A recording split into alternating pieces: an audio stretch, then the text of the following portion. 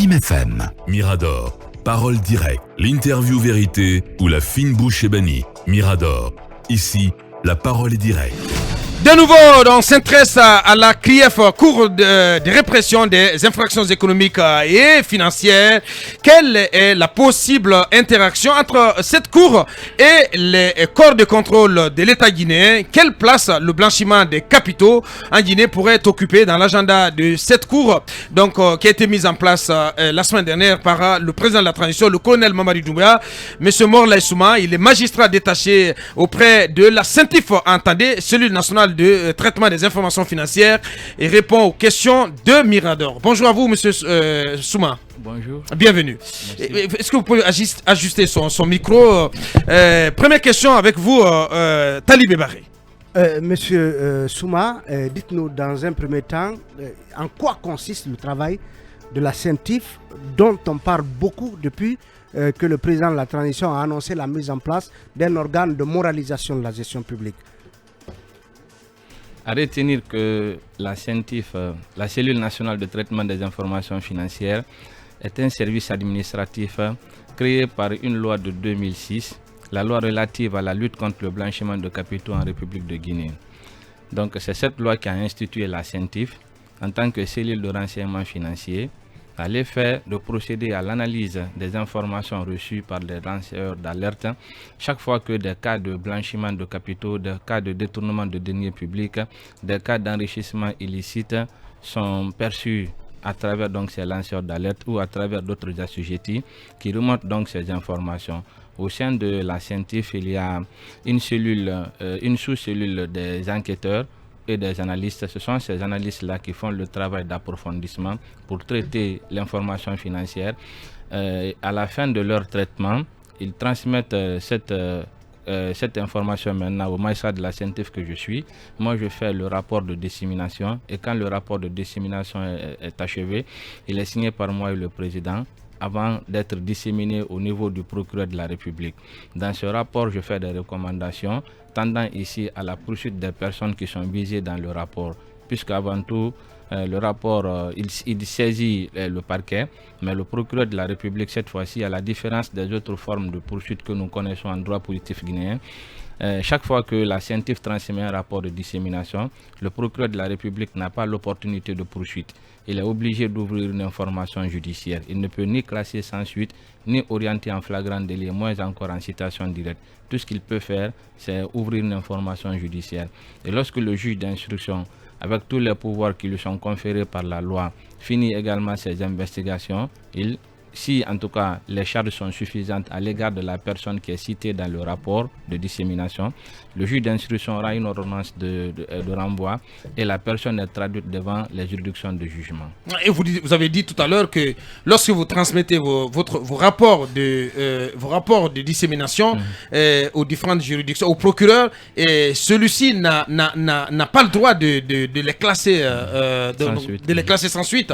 Et pourtant, c'est le sentiment que nous avons eu, que la communauté nationale a eu durant tout le travail qui a été le vôtre sous Alpha Condé. On nous signale qu'une quarantaine de dossiers ont déjà été compilés. Mais pourquoi ces dossiers donc, qui se rapportent à des cas de malversation n'ont pas connu un début de procédure? Très bien. Sauf erreur de ma part. Il faut nuancer. Il y a une double raison par rapport à cette asphyxie de nos procédures. Premièrement, les enquêtes de blanchiment sont des enquêtes qui prennent beaucoup de temps, puisque les enquêtes financières sont des enquêtes minutieuses. Il faut d'abord remonter, premièrement, faire une enquête patrimoniale de la personne qui est visée, en envoyant ici des demandes aux différents services qui sont concernés par le patrimoine bâti, la conservation foncière et autres sociétés et autres structures de l'État. Il y a également l'enquête criminelle relativement à l'infraction qui a donné les produits, qui a produit l'argent qui a été blanchi par l'auteur de l'infraction. Donc il faut remonter également à cette autre infraction et procéder à l'enquête financière elle-même, qui est l'enquête de blanchiment. Donc ça veut dire que ça peut prendre beaucoup de temps et ça c'est tout à fait normal. Au-delà de donc il n'y a aucune volonté politique de... J'en viens. Au-delà de cela, la plupart de nos dossiers, comme Madame la ministre l'a dit à la télé, souffraient ici effectivement d'un certain nombre de verrous verrou constitutionnel et législatif que les personnes dénoncées dans ces rapports-là avaient érigé autour d'elles.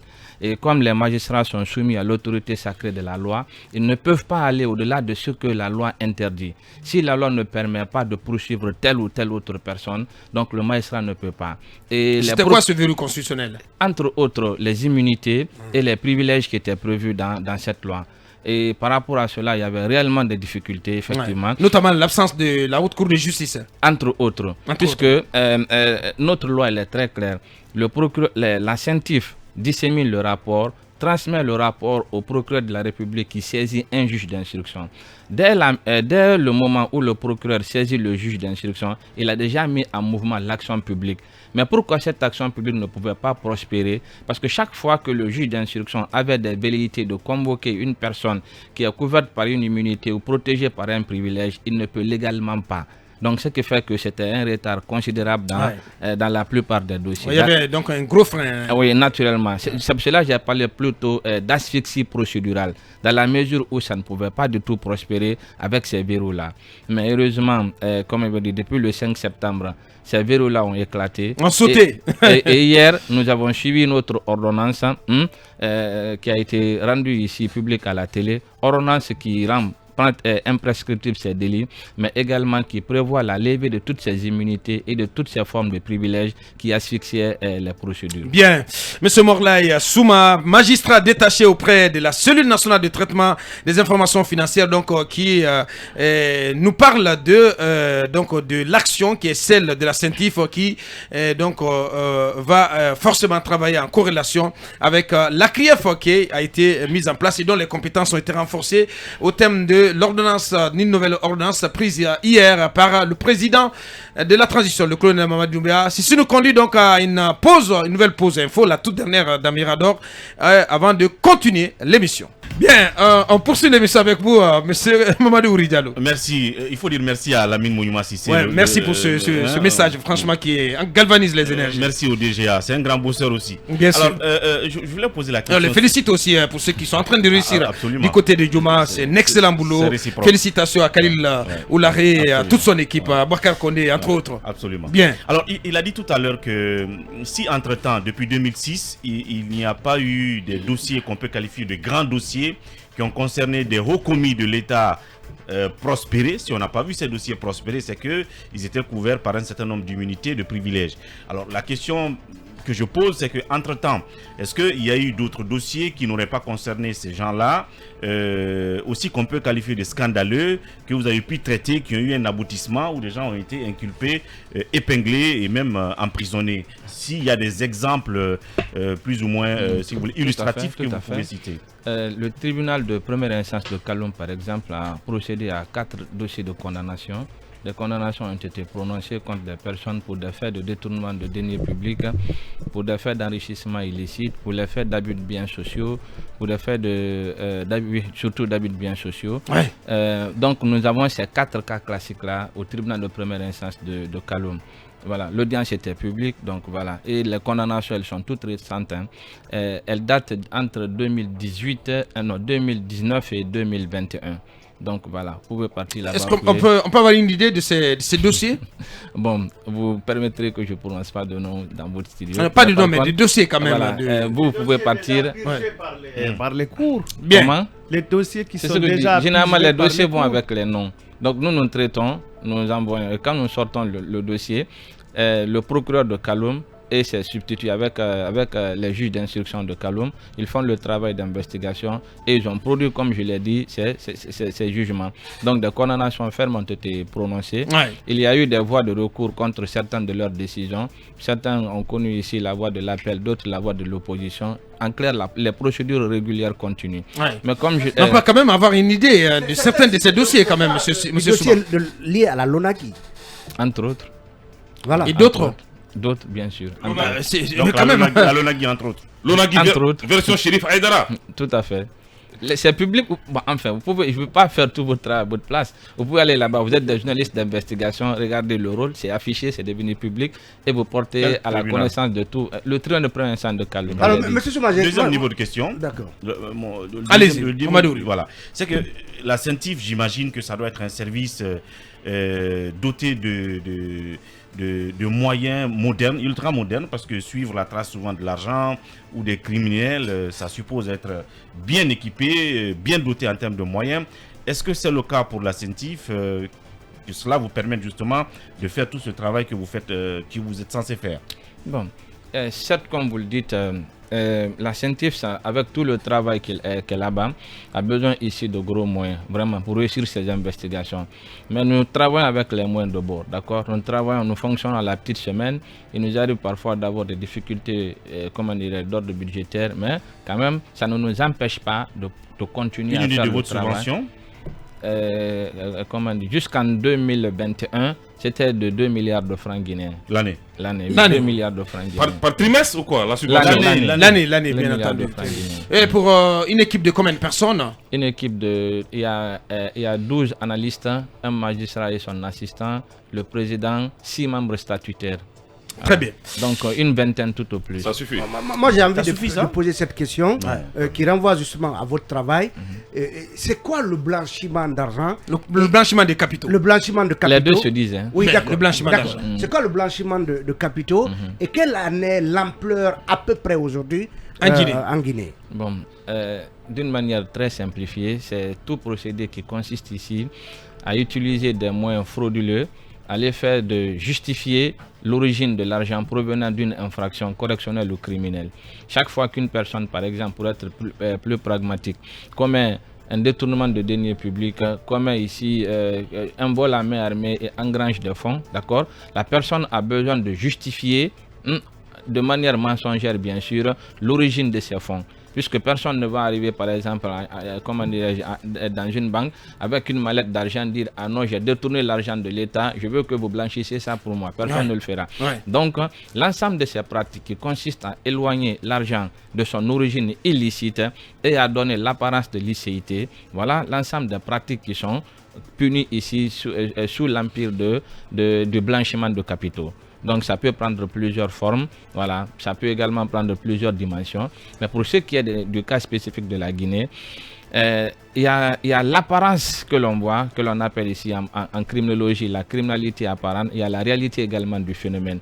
Mais en Guinée, l'infraction la plus couramment commise et qui produit des fonds que l'on engrange et ensuite que l'on blanchit, c'est la corruption. Après la corruption vient le détournement de deniers publics. Et la corruption, cela va aussi bien dans le secteur public que dans le secteur privé. Dans le secteur privé. Et justement, oui, allez-y. Dans le secteur public, la forme la plus répandue, c'est bien sûr la surfacturation dans les marchés publics. Ce qui fait que, malheureusement, voilà, cette surfacturation, elle s'exprime ici sous la forme des dépenses surdimensionnées pour l'État, mais également sous la forme parfois de perte d'argent de l'État, dans la mesure où on sous-évalue les biens que l'on donne à l'argent et on surévalue les biens que l'État doit acheter. Donc l'un l'autre, on parlera de surfacturation, même si voilà, on peut également parler de sous-facturation. Mais l'essentiel c'est quoi? C'est que c'est des pertes d'argent énormes pour l'État guinéen dans le cadre de la passation des marchés publics. À quoi s'ajoute aussi également l'autre forme de corruption dans le secteur de passation des marchés, qui est ici constituée et réprimée d'ailleurs par l'article 50 de la loi portant sur la lutte contre la corruption en Guinée, qui consiste les fraudes dans les passations de marchés publics, le clientélisme, le népotisme que l'on connaît tous, le favoritisme entre autres. Bien. Voilà. Et là-dessus, avant de passer la parole à Cabinet Akumba, et cette question de notre confrère Suleiman, qu'en est-il des corrupteurs, M. Souma? Il semble que seuls les corrompus sont traqués, oubliant l'origine de la corruption. Bon, naturellement, vous savez... Est-ce que vos actions visent également les corrupteurs? Ça, c'est l'enquête qui déterminera. Nous nous partons d'un renseignement financier. Et le renseignement financier, il peut produire une seule personne. Maintenant, lorsque cette personne comparaît devant le juge d'instruction, au juge maintenant d'enquêter, de pousser les investigations et de donner, et de chercher à trouver et les auteurs et les co-auteurs. Puisque si le corrompu devient l'auteur principal, le corrupteur devient également le co-auteur de la même infraction. Donc c'est normal que tous les deux soient suivis. Mais ça, c'est un travail du juge d'instruction. Même si nous ne le visons pas dans notre rapport de transmission, même si le co-auteur n'est pas visé ici dans le réquisitoire définitif, le juge d'instruction, lui, peut élargir à tout participant. C'est ainsi qu'il mettra dans les filets de la loi et le corrompu et le corrupteur. La suite avec vous, cabinet Fofana. Moi, j'ai envie de savoir quelle est l'ampleur aujourd'hui du blanchiment à travers l'immobilier. Parce qu'on entend souvent que les gens blanchissent l'argent volé à travers l'immobilier. On construit des immeubles et tout. Est-ce qu'on a une idée sur l'ampleur de ce... Effectivement, le secteur de blanchiment le plus extérieurement observable en Guinée, c'est le secteur de l'immobilier. Ça, c'est une évidence. Il suffit de se promener à Conakry pour voir comment, comment je peux dire ça, les immeubles constructions poussent comme des champignons. Exactement. Ouais. Donc, ça déjà en soi, c'est un signe de perception de ce phénomène de blanchiment lié ici à la corruption des agents publics. Parce que pour la plupart de ces constructions, vous verrez que les propriétaires, ce sont des agents de l'administration. Mais l'une des difficultés que nous avons au niveau de la CENTIF, c'est bien l'impossibilité du pouvoir d'autosaisine. Nous ne pouvons pas nous saisir nous-mêmes de ces dossiers. Donc il faut toujours qu'il y ait d'abord une déclaration d'opération suspicieuse qui nous est faite ici par des personnes que je vais désigner sous l'appellation globale de lanceurs d'alerte pour que nous puissions commencer notre investigation. Mais heureusement, puisqu'il y a une nouvelle loi qui a été votée, la loi doit être, si la loi est publiée au JO, elle permettra de résoudre cette question-là et d'aller un peu plus en avant. Oui, cabinet, avant de passer la parole. Ces lanceurs d'alerte-là, on a vu par exemple depuis le 5 septembre des internautes qui mettent sur Facebook des immeubles de gens et autres. Est-ce que souvent, des images d'immeubles. Les images d'immeubles, est-ce que ces informations-là, vous les traitez souvent? Naturellement, c'est ça. C'est ce qu'on appelle le service de traitement des informations financières. Ouais. Nous avons des analystes qui vont s'accaparer de cette information brute-là, en faire un dossier de renseignement maintenant. Bien. Donc, approfondir avant de rendre potable pour les magistrats qui vont prononcer les condamnations. Oui, Mamadou. Alors, je vois que vous avez 2 milliards de budget par an. Pour moi, c'est minime pour des gens qui doivent chasser. Qui doivent chasser des millions de dollars, des milliards, ainsi de suite. Alors, en même temps, il a parlé de lanceurs d'alerte. Pour ceux-là qui viennent directement vers vous, avec des dossiers, avec des sources, est-ce qu'il y a un système qui vous permet de les primer comme ça se fait ailleurs? On les appelle les informateurs du fisc qui sont bonnement payés par... gracieusement payé par des services comme vous, une fois que vous avez mis la main sur des mannes de l'État. Est-ce que cela vous est permis? Je pense que votre question concerne en elle-même déjà la réponse. Alors, si nous avons des difficultés de fonctionner avec les maigres moyens que nous avons, on ne peut compter que sur le compatriotisme ici de nos concitoyens. Mais dans les textes, est-ce que c'est prévu? Non, dans les textes, ce n'est pas prévu. Voilà, d'accord. C'est pas prévu en Guinée, donc on ne peut malheureusement pas. D'ailleurs, nous-mêmes, nous avons des difficultés avec ces maigres. Mais est-ce qu'il y a une loi qui protège les lanceurs d'alerte? Bien sûr, et la plus grande protection, c'est l'anonymat. Très bien. Voilà. La suite avec vous, Akoumba Diallo. En complément à ce que vous avez dit tout à l'heure, nous considérons le blanchiment d'argent comme étant le processus qui consiste à obtenir de l'argent par des activités illicites et de l'investir dans des activités économiques licites afin de pouvoir probablement cacher l'origine. L'exemple, je vois Akoumba vendre de la drogue, il vient en Guinée, il investit dans l'immobilier et puis il capte après les frais de loyer, il lui est facile de transférer les frais de loyer. Ça, c'est la première observation que je voulais dire. La bulle immobilière, elle n'est pas particulière à la Guinée. Nous, on nous a appris en criminalité financière que partout vous observez une explosion de la bulle immobilière privée et individuelle, c'est qu'il y a blanchiment d'argent dans le pays. Ça pourrait être le cas des immeubles qui sortent de terre tous les jours en Guinée. Mais bon, ne tenez pas mon propos pour un propos assez sérieux. Ma question, peut-être, c'est de savoir d'abord, vous, CENTIF, quel est votre bilan? Bien. Notre bilan, c'est d'abord la somme de ces rapports que nous avons disséminés. Une quarantaine. Une quarantaine. Vous les évaluez à combien si, par exemple, ils étaient traités et sanctionnés? Bon, vous savez, il y a une différence entre l'information en termes brute. de masse monétaire ou... Oui. Comment je peux appeler il y a une différence entre l'information brute que nous recevons et l'information que nous traitons avant de disséminer. Il y a une différence. Puisque parfois, nous pouvons recevoir des informations, mais une fois que ces informations sont traitées, nous nous rendons compte que l'argent provient d'une origine qui est licite. En pareil cas, nous ne transmettons pas au procureur de la République. Oui. Puisque nous avons également ce pouvoir-là de traiter, de garder à notre niveau, dès lors que nous nous rendons compte effectivement que l'origine de l'argent, c'est de l'argent. Oui, mais c'est évident, vous avez transmis une quarantaine de dossiers là. Très clair. Oui. Quelle est l'ampleur de leur... Bon, il faut partir du minima qui est de 50 millions. Voilà, parce que en matière de blanchiment... J'ai vu que vous avez autorisation de surveiller à partir de 150 millions. Comment? La loi, j'ai vu que vous avez autorisation de surveiller à partir de 150 millions. De 50? D'abord, parce qu'il faut nuancer. Il y a des minima qui partent de 50 millions et d'autres qui partent de 150 millions. Voilà, c'est les deux minima que nous avons. Mais l'un l'autre, le blanchiment peut porter même sur 20 millions, même sur 10 millions. Alors, quel est le plus gros dossier sur lequel vous avez eu à enquêter? Bon.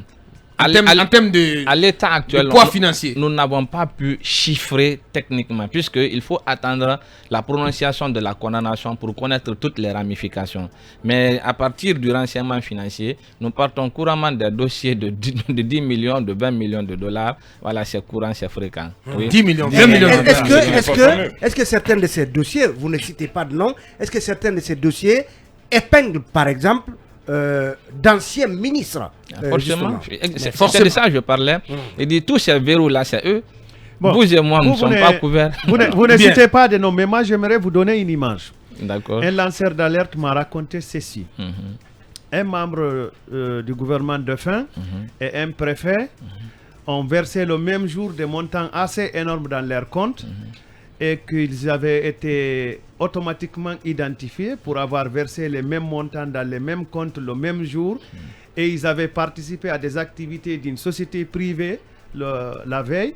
Est-ce qu'une telle histoire vous est parvenue? Ah oui, naturellement, nous sommes en train de traiter, tout à fait. Oui. D'accord. Donc on peut espérer voir cet ancien membre du gouvernement-là un jour devant un tribunal. Je ne peux pas prendre cette garantie. J'ai dit si on peut espérer. Bon, si votre dossier est solide... Nous, ce que nous faisons, nous demandons à partir des justifs que la personne pourrait éventuellement apporter, de prouver l'origine licite de l'argent. Puisque l'une des caractéristiques du délit de blanchiment, c'est le renversement de la charge de la preuve. C'est-à-dire la personne poursuivie, c'est à elle-même de prouver l'origine licite des fonds. Bien. Donc nous nous posons une question. M. Boubacar, on a vu 10 millions de dollars sur votre compte. En tenant compte de votre profession journaliste, en tenant compte de vos avoirs, etc., justifiez-nous l'origine licite de ces biens. S'il peut envoyer, par exemple, qu'il a trouvé du pétrole dans son village ou qu'il est tombé sur une pierre précieuse, tant mieux. Mais s'il ne peut pas nous découvrir pour finir, avec la permission de l'État, pour finir, est-ce qu'aujourd'hui, vous avez traité...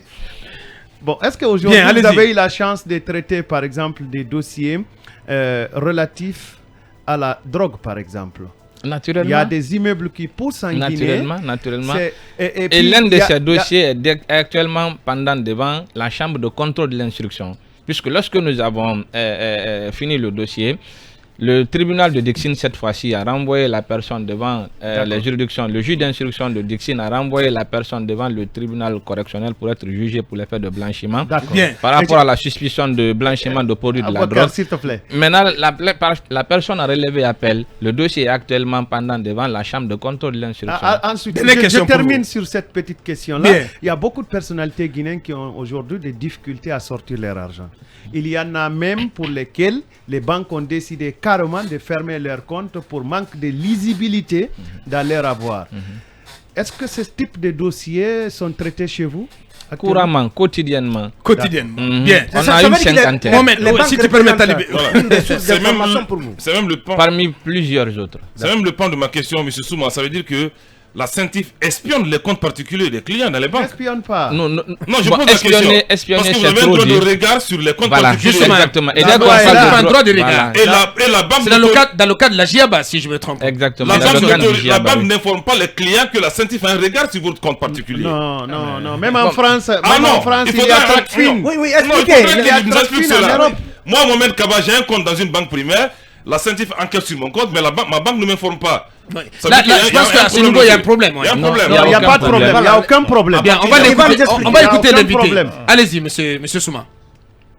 La Convention des Nations Unies relative à la lutte contre le stupéfiant de Vienne, la Convention contre la criminalité organisée transnationale de Palerme, toutes ces deux conventions-là empêchent les banques d'invoquer le secret professionnel lorsque la CENTIF leur demande de donner ou de fournir des informations sur tel ou tel autre client. Ça se passe comme cela dans tous les pays du monde. Ils ont obligation de livrer ces informations. À la demande de la CENTIF. En contrepartie, sans informer la clientèle. Mais naturellement. Mais ce qui n'est pas... Naturellement. C'est normal. Non, attention. Ça peut ressembler à une violation. Non, c'est pas une violation. Au contraire, personnel. Attention. Au contraire, ça aurait été une violation si la banque ne donne pas les informations. Puisque la banque peut être poursuivie pour complicité de blanchiment. Et il y a des postes au niveau du management de la banque qui est obligé de fournir ces informations. Deux dernières questions avant de clore. Est-ce que vous avez eu à traiter d'un cas de saisie d'argent, en tout cas imputable à une quelconque autorité guinéenne, saisie d'argent opérée du côté dans d'autres pays, comme le Sénégal? Pas seulement que le Sénégal, la France, la Côte d'Ivoire, le Maroc, etc. Ces dossiers-là sont courants, on les traite. Et il y a... Vous avez tantôt parlé du GIABA, c'est une forme de structure de la CEDEAO chargée ici de régler, enfin de gérer toutes ces questions relatives aux transactions financières. Donc, à travers ce GIABA et à travers d'autres cellules de renseignement se trouvant dans d'autres pays, nous faisons des demandes d'informations pour compléter. Bien. Exemple, vous avez à le faire. Voilà, vous êtes poursuivi ou alors vous êtes intéressé par la CENTIF. Dès lors que nous avons des suspicions que vous avez des comptes cachés au Maroc ou dans d'autres pays de la sous-région, nous écrivons à la CENTIF Maroc ou à la CENTIF Côte d'Ivoire, à la CENTIF Sénégal, pour faire ces investigations dans la plus grande discrétion. Puisqu'avant tout, c'est un travail de renseignement financier. Et le renseignement financier est différent de l'information. Vous parlez du devoir d'information, alors que nous sommes dans une logique de renseignement. Et on vient quand le renseignement est à la porte de tout le monde, ce n'est plus un renseignement. On vient d'apprendre que vous avez écrit... C'est la discrétion. On vient d'apprendre que vous avez écrit au Maroc, au Sénégal, à plusieurs pays, sur les biens immobiliers détenus par les Guinéens dans ces pays. D'une manière générale, ça existait depuis. Mais c'est les réponses qui peuvent tarder à venir. Puisque ces cellules de renseignement aussi doivent poser des questions à beaucoup d'autres structures avant de nous envoyer une réponse. Donc c'est quotidien, c'est courant. Toute dernière question, cabinet. Non, mais je voulais savoir sur l'ampleur du recours des paradis fiscaux par les Guinéens. Est-ce que les paradis fiscaux reviennent souvent dans les dossiers que vous Toutes les sociétés minières, en tout cas, sont enregistrées dans des paradis fiscaux en Guinée. D'une manière générale, les dossiers traités par la CENTIF, ça s'intéresse, quel que soit le nom que les lanceurs d'alerte donnent. Vous pouvez parler de liste noire, de liste grise ou de liste blanche, peu importe, de paradis fiscaux ou autre, peu importe. Nous, l'essentiel est qu'aucun pays, aucune juridiction, comme on le dit dans le jargon du blanchiment, ne peut nous invoquer ici ou nous opposer le secret bancaire pour refuser de répondre ici à nos requêtes. Bien. Voilà des dénonciations calomnieuses. Bien, la dénonciation est calomnieuse lorsque c'est une infraction. Attention. Bien. La dénonciation est calomnieuse lorsque c'est une infraction. Merci Mais le fait de dénoncer un comportement délinquentiel, ce n'est pas de la dénonciation calomnieuse. Merci à vous, M. Morlaye Souma. Attention. Grand merci. Et ça n'est terminé pour aujourd'hui. Grand merci à notre invité. Merci surtout pour tous ces éclairages. La CENTIF, donc, qui selon notre invité, a déjà transmis une quarantaine de dossiers qui peuvent être traités tout de suite par la CRIEF, pourvu donc qu'elle soit meublée dans les prochains jours. Merci à vous tous. Merci à l'ensemble des chroniqueurs, à nos équipes, à la transmission, en régie. On remet tout ceci demain quand il sera 8h sur Frime FM. Au revoir, portez-vous bien. Mirador, la grande messe de l'investigation journalistique, la plus grande tribune politique de la Guinée. Avec Aboubacar Diallo, Talibé Bari, Mohamed Mara, Mamadou Uri Diallo, Akoumba Diallo, Kabinet Fofana, Mamadou Diambaldé.